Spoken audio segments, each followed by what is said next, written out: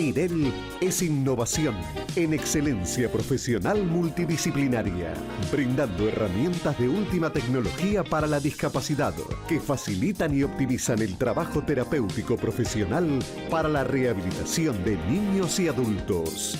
IREL, Instituto de Rehabilitación Integral, recuperando capacidades y calidad de vida. Bueno, y tenemos que seguir hablando de una temática interesante y que afecta a mucha gente, como son los ACV y lo que viene después de un ACV. Claro, ¿qué pasa post-ACV? Bueno, para hablar sobre el tema, recibimos a especialistas en la temática, Andrea Soresi y Juan Racosta. ¿Qué tal? Bienvenidos. ¿Cómo le va? Buenos días, gracias. Buenos días. Bueno, cuéntenos un poco, primero, ¿cuántos son los pacientes que se acercan a IREL justamente después de haber sufrido un ACV? Bueno, en realidad el porcentaje de pacientes que sufren ACV en relación al resto de las patologías es muy alto. No te diría un número exacto, pero no me equivoco si te digo que 7 de cada 10 es por ACV. Todos los meses hay ingresos de pacientes. Sí, todas las semanas. Claro. Sí, todas las semanas hay ingresos. Es una patología muy recurrente, un problema, digamos, muy recurrente. Eso en principio. Y la cantidad más o menos que nosotros trabajamos es alrededor de 100, 150 pacientes son los que están más o menos transcurriendo por IREL. Sí. Más allá de que hay diferentes casos, sin lugar a dudas, después de una ACV, la persona no queda igual a lo que estaba antes. Sí o sí sufre algún tipo de consecuencias. ¿Cómo se hace para trabajar en el después? En realidad nosotros, por un lado, insistimos en esto de que se precipite rápidamente la atención, porque va a marcar, hay estudios que indican que cuanto antes se empieza a trabajar la rehabilitación en un paciente con ACV, digamos, la proyección es mejor, ¿sí? Claramente el impacto de un ACV en la vida de una persona genera una situación, nosotros como psicólogos lo miramos desde un lugar traumático, como un episodio traumático en la vida de alguien que impacta y que de alguna forma transforma toda la subjetividad propia y del entorno. Hay una serie, digamos, y hay una visión bastante negativa de todo lo que acontece y lo que podría llegar a acontecer. Por lo cual es una situación que en realidad en principio es física, es química, algo sucedió, digamos, a nivel cerebral, a nivel de circuito sanguíneo que irrumpió y transformó de alguna forma la calidad de vida de esa persona y su forma de vivir. Por lo cual trabajar mucho para poder reinsertarse, adaptarse, tanto en la vida laboral, en el ocio, en los afectos. Hay una concepción, digamos, que nosotros recién antes de entrar hablábamos, que tiene que ver con el concepto de salud mental y que es la posibilidad que los humanos tenemos de trabajar y de amar. Y cuando acontece una ACV en la vida de alguien, estas dos funciones quedan deterioradas, en principio deterioradas. Trabajar claro. en el sentido amplio del término, no solamente la cuestión laboral, sino Claro. trabajar en lo que sea, es que es una actividad. Cuando eso queda impedido y la capacidad de amar, de tener lazos también, amar en sentido amplio, quedan impedidas, quedan restringidas, se percibe la calidad de vida, o sea, la persona percibe su calidad de vida como disminuida. Perdona. No, está bien. No, seguro. Para completar un poco lo que decías vos, Andrea, el tema de la atención primaria del problema, es decir, atacarlo ni bien uno tenga determinados síntomas. ¿Qué pasa con el sistema de salud de Bahía Blanca? ¿Se está preparado para justamente tener esta atención inmediata? Porque he conocido casos en los que se ha complicado por falta de tomógrafo, que han trasladado a una persona de un centro asistencial a otro justamente por la falta de aparatología o la deficiencia de la aparatología en ese momento. Realmente encuentran en sus pacientes, por lo menos la información que les llega a través de sus pacientes que están en recuperación, si hay una atención que está preparado el sistema de salud a nivel local para brindar esa respuesta inmediata. En Sí. principio nosotros lo que observamos, por lo menos desde lo clínico, del acercamiento que nosotros tenemos con los pacientes, es que hay un sistema de salud que está dispuesto, hay una, digamos, hay una serie de variables en relación al sistema de salud que se ejecutan y se ejecutan bien. También es cierto que lo irruptivo y lo poco previsible de una ACV, ¿sí? Si bien hay antecedentes que pueden dar cuenta que antecedentes o conductas, digamos, que pueden dar cuenta de que algo de esto puede pasar, no avisa, o sea, eso es una característica, no hay una alerta, ¿bien? Entonces también es cierto que lo disruptivo conmueve a todos, conmueve el sistema de salud, conmueve al médico tratante, conmueve, digamos, a la familia. Por lo cual, poder tener una cierta objetividad al momento de que acontezca este ACV, siempre y cuando no haya complicaciones de otro orden, claramente, ¿no? Pero si no hay complicaciones de otro orden, y poder que se puedan comenzar la cadena de rehabilitación. Nosotros en IREL hay un espacio de residencia donde hay un lugar donde los pacientes pueden ir a rehabilitarse en un sistema de internación. Claro, pueden vivir ahí pacientes que... ¿Por qué? Porque la realidad es que en los primeros momentos post-ACV,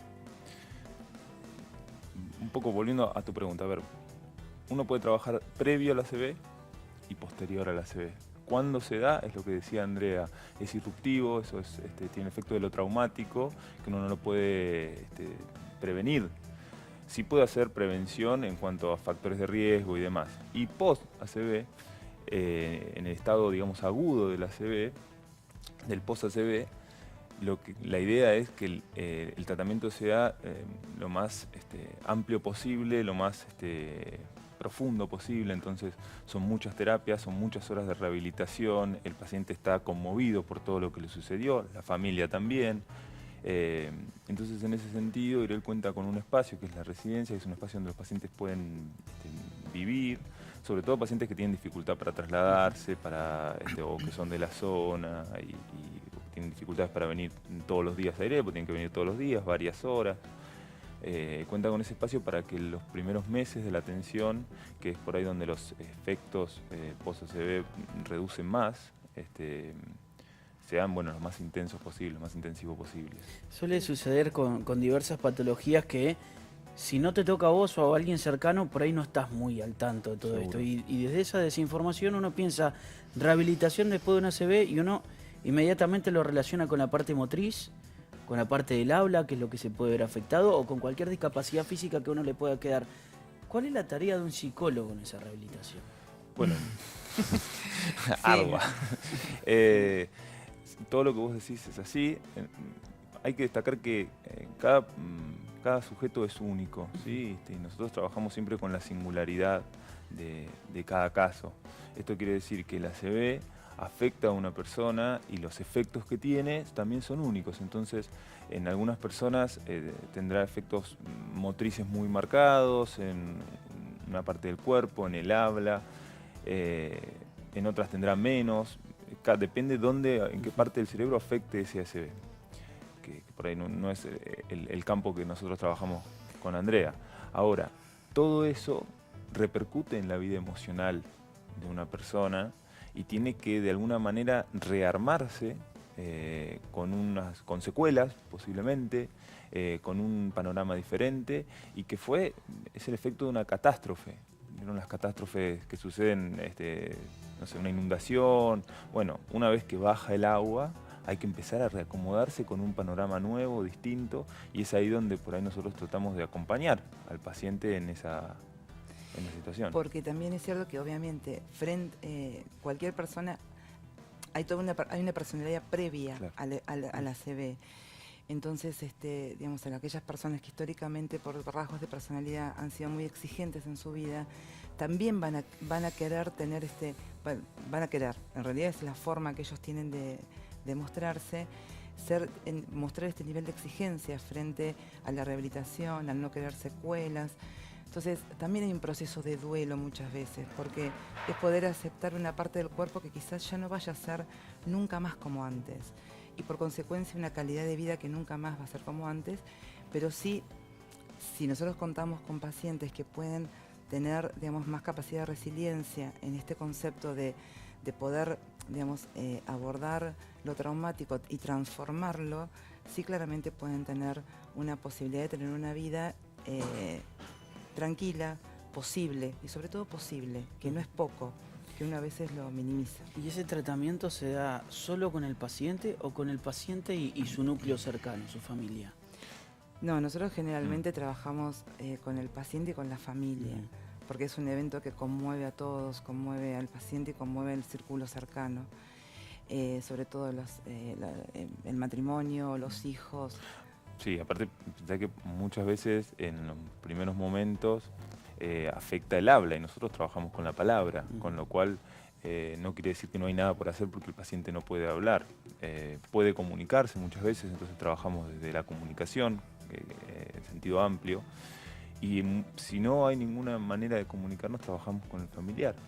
Trabajamos con la pareja, con la madre, con el hijo, pero siempre alguna intervención para contener estamos haciendo. Claro, y qué importante conocer también que no depende solamente de la voluntad del paciente de poder progresar, sino que hay cuestiones que son físicas, químicas, que corresponden al cuerpo, y ahí entra en juego la exigencia, ¿no es cierto? Por eso es importante también trabajar con la familia y con el paciente, claro, porque muchas veces se despliegan exigencias o idealizaciones de algunas situaciones que hay que poder tramitarlas para que después no se transformen nada más que en una frustración, sino que puedan ser algo viable para otra cosa, ¿sí? Seguro, importante conocer que hay equipos, que hay tecnología, y también estas opciones como es la residencia que se ofrecen para poder mejorar la calidad de vida, ¿no es cierto? Esa es la intención, sí. Claro.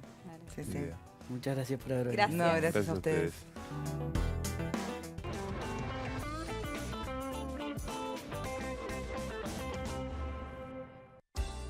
IREL habilitó una residencia para estadías temporales o permanentes, donde los pacientes pueden alojarse en un ambiente confortable y totalmente equipado, evitando el traslado diario de sus hogares o de localidades fuera de Bahía Blanca, con acceso inmediato a los distintos servicios de rehabilitación. Por consultas e informes, comuníquese al 0291 154 4036 53. IREL, Instituto de Rehabilitación Integral.